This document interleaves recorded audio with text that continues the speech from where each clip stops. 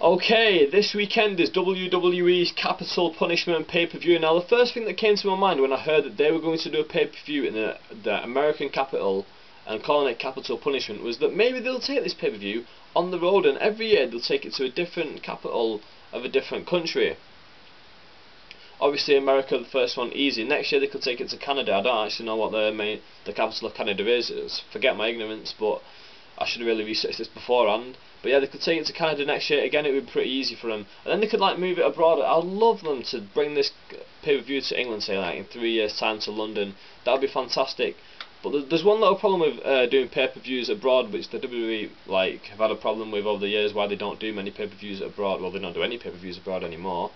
Is that, for example, in England, pay-per-views start at 1 AM live in America. So if we were to do a pay-per-view here at a reasonable time for us, it would air at like 4 o'clock in the afternoon, I think, for Americans, which apparently is a massive problem because you're not going to get people sat down at 4 PM on a Sunday wanting to watch wrestling. I don't understand why Sunday night has become the prime time for wrestling pay-per-views, because I would have thought Sunday afternoon is a better time, because for kids watching as well, they've got school the next day, you don't want them to be up all night watching it.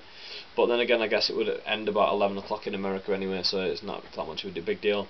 But yeah, that's one issue I've got about WWE pay-per-views. Why can't they do it over here, start at an earlier time, especially a throwaway pay-per-view like this? You could easily do it over here, air it at 4 PM on a Sunday in America, and people will still buy it. I reckon the buy rates might go down, but this isn't a big drawing pay-per-view.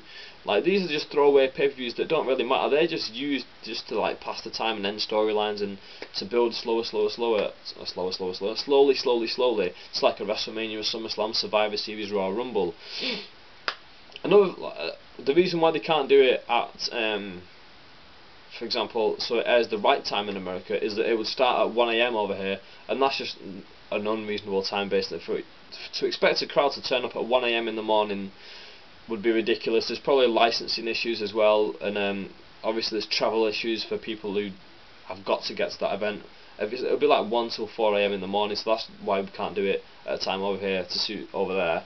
So yeah, that's just a quick little thought from me on whether they could do that. Anyway, now to the predictions. I probably wasted a lot of your time. Maybe some of you have turned off by now, I apologise. Yeah. So anyway, first match I've got here, John Cena versus R-Truth. First of all, can I say I'm massively behind the current R-Truth character. He started off as a bit of a joke with the what's up sort of stuff, but now he's getting really serious. And even the little Jimmy stuff's like sort of jokey, like tongue in cheek, but like it's really interesting, and it's like new, it's fresh, and like he comes down to just the truth will set you free, or whatever it says.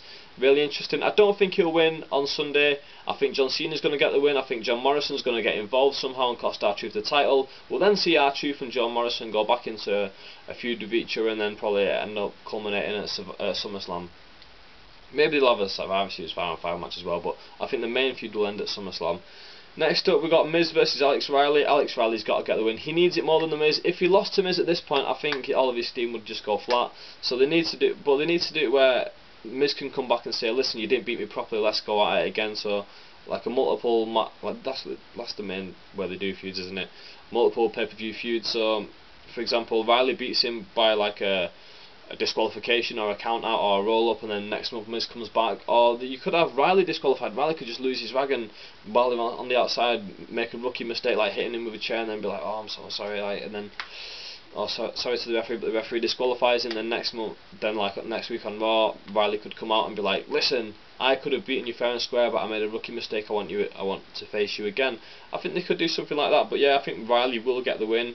Next up, we got Randy Orton versus Christian for the world title. Now, I've not been watching SmackDown for about a month, so I don't really know exactly what's happening. Obviously, I know Christian's turned heel.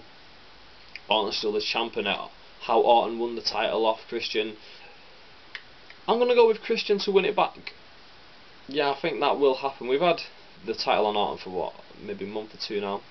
They had an awesome match last month Over the Limit, so I think this will be match of the night this time as well. So yeah, I think Christian will get the win, or Orton will get disqualified, or Orton will get counted out. I can't see him making Christian lose cleanly to Orton in this match. That wouldn't work for me. Maybe a dirty finish where he just he wins by cheating. That will do. It's getting a bit dark in here, isn't it? Wade Barrett next up versus Ezekiel Jackson in what I think will be the worst match of the night for the IC title. Please don't give the title to Zeke. I don't care what happens in I think Ezekiel Jackson might win by disqualification in this. I really hope that he doesn't win the title. If he wins the match, fair enough, but I don't want him to win the title. Giving the title to someone like Ezekiel Jackson at this moment in time would be the wrong decision. He sort of reminds me of like Diesel back in 1994, where he's got the look, but he's just not a good in-ring worker yet, is he? So I'm not fully sold on Zeke. Next up, Big Show versus Alberto Del Rio. Now, Big Show's just coming off an injury, so I've got to give this to Alberto Del Rio. Del Rio's got to make full advantage of that injury and then somehow beat him with some sort of leg bar or something like that. Make Big Show give up. Then Big Show can come back when he's fully healed and then beat Del Rio finally.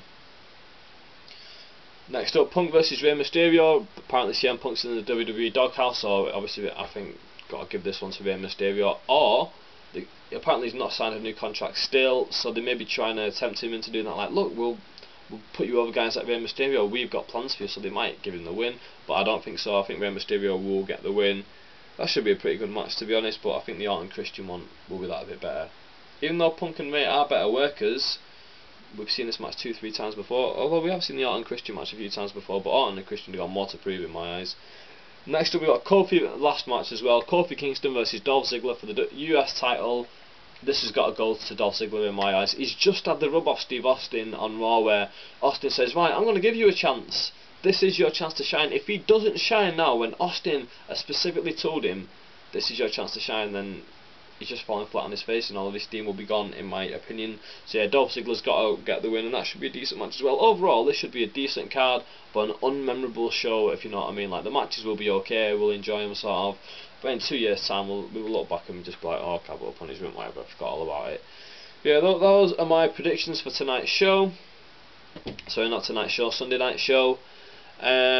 Please leave me your predictions down there. What do you think of my predictions? Do you think that's going to happen? Do you think they're not going to happen? Let me know what you think is going to happen.